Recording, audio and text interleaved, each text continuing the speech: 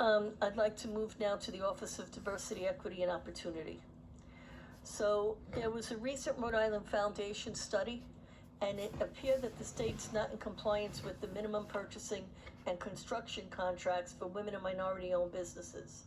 So I'd like to know what the department proposes to do to address that problem. If I can invite Tomás Ávila to come and present. He is the Associate Director of the Office of Diversity, Equity, and Opportunity. I'd like for him to present a little bit on this.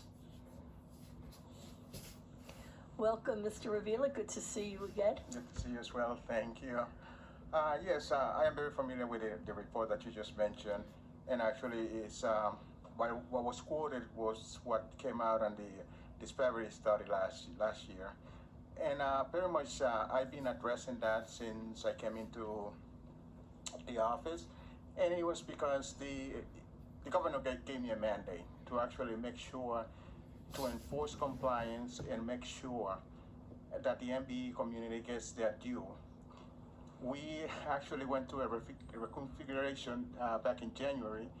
Somebody left, and I appointed someone in enforcement, and I can tell you that since that happened, we just had a report for 1 month, and actually right now we are at 30% participation.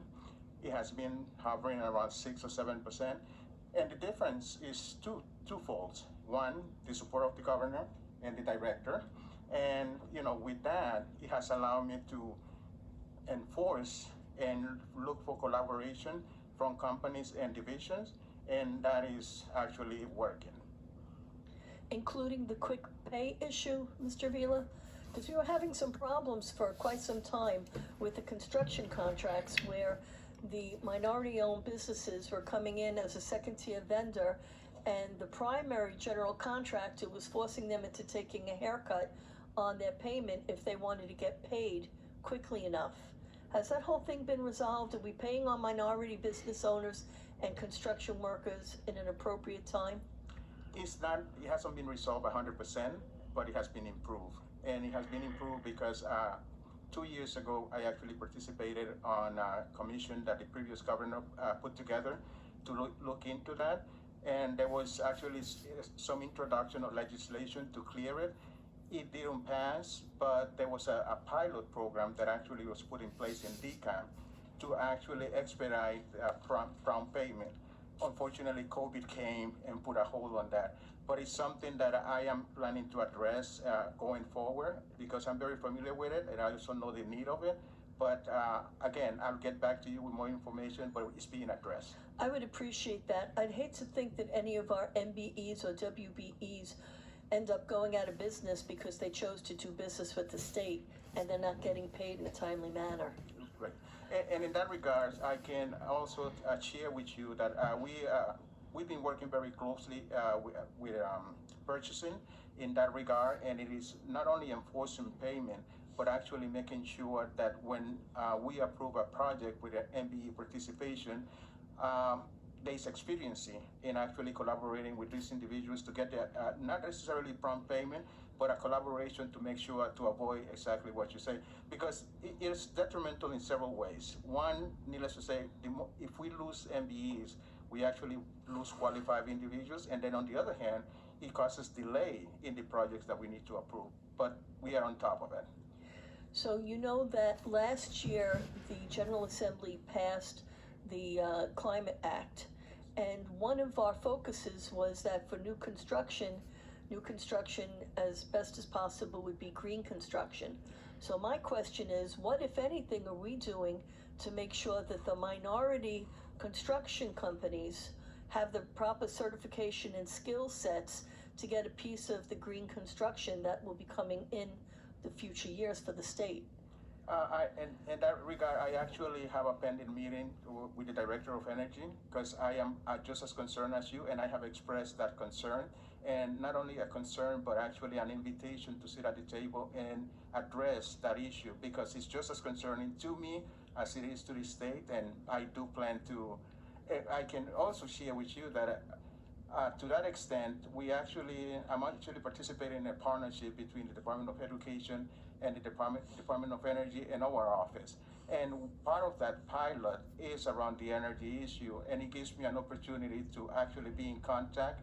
But again, definitely on top of it, and I look forward to provide you with more information as we move forward.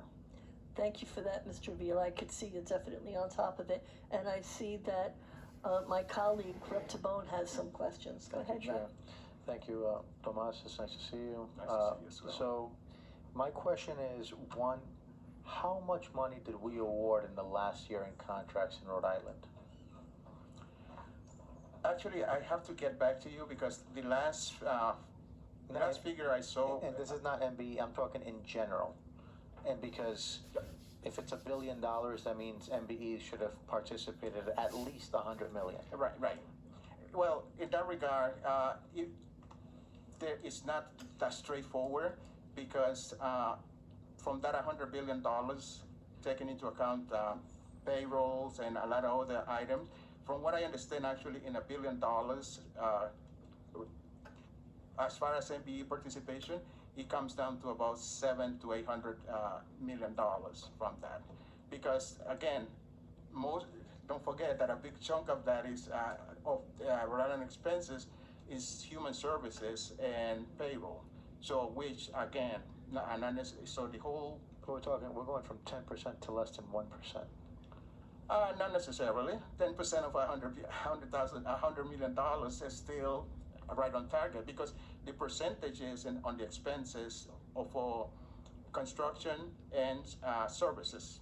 So, but again, it's not the whole $1 billion.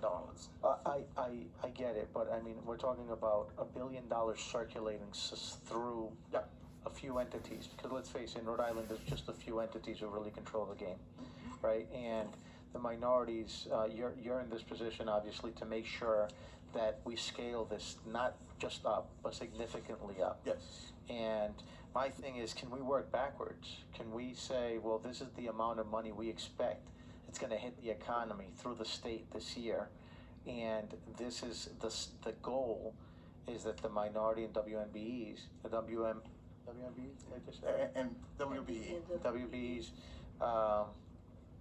get that percent. And I'd like to see the breakdown. I'd love to see the breakdown as to all of the operational, administrative costs, all that stuff. I know that's a big chunk, but at the end of the day, people work for profits, not just to pay the bills. People want to make a profit, and that's why these MBEs are in to, they're in it to win it, right? Exactly. So I'd be very interested to see how much they're getting, because what I want is productive and contributive members from this group.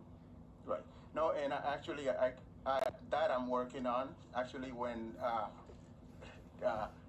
the OMB released the budget, what I did was I got a copy of it, and I did exactly what you mentioned. So now I have a figure of how much the state is planning to spend on 2023, and I'm not only looking at it, but I'm keeping track of as we move forward. And it's exactly because I feel very strongly the way you do. We should be proactive. So rather than coming at the end when everything has been approved and distributed, is I want to be part of it. So the way I have it broken down is total, but at the same time, for instance, the $1 billion that the state is expending, the same thing is the areas that MBE qualified and could participate. And I eventually will share that document with you. And have any minority contractors lost opportunities that they've been working on for some time? Well, that happens like it's part of business, No, I'm talking about actual signed contracts. No, not that I'm aware of. I know of a case that it was litigated, and because whatever situation happened between RAI and the individual, I know who you're talking about, but it wasn't necessarily because it was taken away from it. It was part of doing business. Okay, interesting. All right. I look forward to speaking further with you. Yes. And again, thank you, Chair. Thank you, Director. You're welcome. Thank you. And Director, I have one last question for you. So